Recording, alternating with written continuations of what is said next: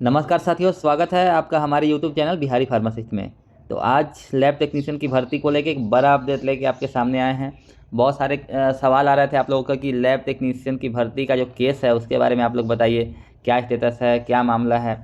तो आइए हम लोग इसी मुद्दे पर बात करते हैं। आप लोग वीडियो को ढेर सारा प्यार उला दे रहे हैं, अच्छा लग रहा है, और इस वीडियो को शेयर कीजिए ताकि हम लोग अच्छी जानकारी आप लोगों तक अवेलेबल कराएँ। तो देखिए, बिहार में 2015 में जो है लैब टेक्नीशियन की एक बहाली प्रकाशित की गई थी, जो थी 1772 पदों पर। और यह बहाली प्रकाशित किया गया था बिहार कर्मचारी चयन आयोग द्वारा। इस बहाली प्रकाशित होने के बाद बहुत सारे मैटर पे लेके पटना हाई कोर्ट में केस हो गए थे, क्योंकि उस समय बहुत सारे साथी थे जो मैट्रिक पर लैब टेक्नीशियन का कोर्स किए थे, बहुत सारे इंटर आर्ट्स पे लैब टेक्नीशियन किए थे और बहुत सारे साइंस पे। तो इन प्रकार की चीज़ें थी। बिहार में पैरामेडिकल काउंसिल आज भी नहीं है, उस समय भी नहीं थी। और डिग्री कौन सा वैलिड है, कौन सा इनवैलिड है, इन सब चीज़ों को लेके बहुत प्रकार की भ्रांतियाँ फैली हुई थी और अभी भी फैली हुई है। क्योंकि बिहार में जब तक paramedical council, health allowance council नहीं बनती है, तब तक पैरामेडिकल कोर्सों का जो है भला नहीं हो सकता है, क्योंकि उनको वेरीफाई करना मुश्किल होता है। कोई भी आके कहीं से कोई डिग्री खरीद सकता है, बेच सकता है, और बिहार में ये लंबे समय से चल रहा है। तो ये जो बहाली थी वो, इसमें कई केसेज हुए, बहुत सारे केस जो है सोल्व हो चुके। और 2019 में जो है अंततः सुप्रीम कोर्ट का आदेश आया, और आदेश के बावजूद जो है 1162 पदों पर विभाग द्वारा नियुक्ति की प्रक्रिया पूरी कर ली गई।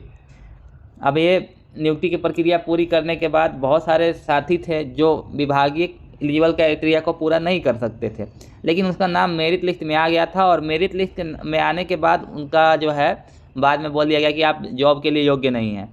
वैसे साथी दोबारा से हाई कोर्ट में चले गए, और क्योंकि ये बहाली नंबर बेसिस पे थी और नंबर बेसिस के आधार पे उनका नाम मेरिट लिस्ट में बन गया था, जो फाइनल मेरिट लिस्ट आने वाला था उसमें उन्हें बाहर कर दिया गया।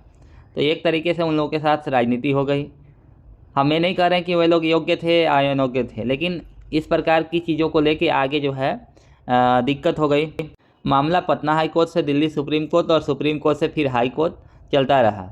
एक और केस जो है फरवरी 2024 में कर दिया गया, और इसके बाद जो है सुप्रीम कोर्ट ने कहा कि अभी इस केस भर्ती को रोक दिया जाए और यथावत स्थिति रहेगी। सुप्रीम कोर्ट के सुनवाई तक इस वैकेंसी की स्थिति यथावत रहेगी।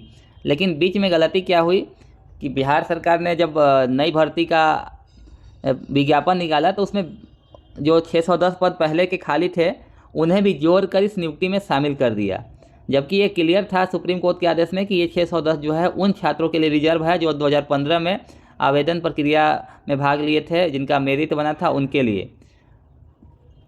अब आवेदनकर्ताओं का कहना है कि हमने तो विज्ञापन प्रक्रिया में भाग लिया, नियम संगत हमने सारी चीज़ें की, तो हम नियुक्ति से बाहर क्यों हैं।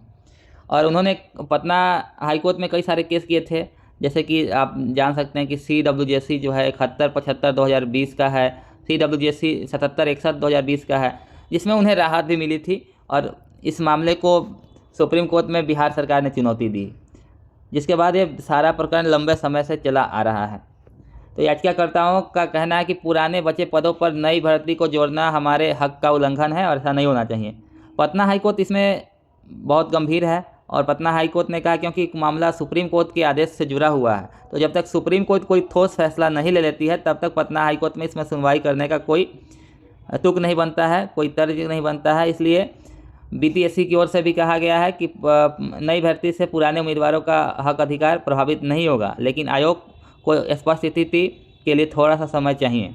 सुप्रीम तो कोर्ट अब की देखना वेबसाइट होगा पे कि हैं आगे और यहाँ क्या पे हम होता लोग है। देखते हैं इस फैसले से कि जो है केस बहुत कैसे सारे तो हमारे केस नंबर है फ्रेशर्स लैब टेक्नीशियंस 3414 हैं जिनका भविष्य और प्रभावित हो केस रहा का है। ईयर है बिहार 2024। सरकार के कई तो अधिकारियों से हम मेरी लोग बातचीत इसको हुई है, और उन्होंने सीधा आगे कहा करेंगे कि अभी जो मौजूदा और सरकार यहाँ है से हम लोग वो किसी प्रकार की इसको व्यू वैकेंसी में करेंगे। कोई रुकावट नहीं चाहती है। तो यहाँ पे सरकार अपने हमारा स्तर से केस का बेहतर सारा काम डिटेल कर आ रही गया है, और और ये सरकार हमारा चाहती है कि केस है। सभी की नियुक्ति जल्दी हो जाए। लेकिन मामला सुप्रीम कोर्ट है, इस केस इसीलिए का लैब जो टेक्नीशियन की बहाली में आखिरी इतना हायरिंग लंबा था अंतराल आ वो रहा है। खैर, अभी न्यायिक प्रक्रिया 29 अपनी तारीख को जगह है, हुआ है लेकिन और ये अगला जो बहाली जल्द हायरिंग से है जल्द पूरा किया वो जाना 12 अगस्त चाहिए। के और आसपास कम से कम कंप्यूटर जनरेटेड न्यायालय दिखा को रहा है। मतलब इस भर्ती अगर मेंशन प्रक्रिया किया गया में तो 12 अगस्त को परीक्षा ये और अन्य केस जो सुना जा सकता पैटर्न है। है उनको पूरा तो करने ये का जो आदेश देना केस है चाहिए, वो सर्विस ताकि नए मैटर है लैब अपॉइंटमेंट टेक्नीशियन रोल के की लिए, नियुक्ति हो सके और टेम्पररी सभी अपॉइंटमेंट, लोग और जो है स्वास्थ्य व्यवस्थाओं को प्रोबेशन बढ़िया बना वगैरह, इन्हीं सकें। सब चीज़ों को लेके ये जो है केस है।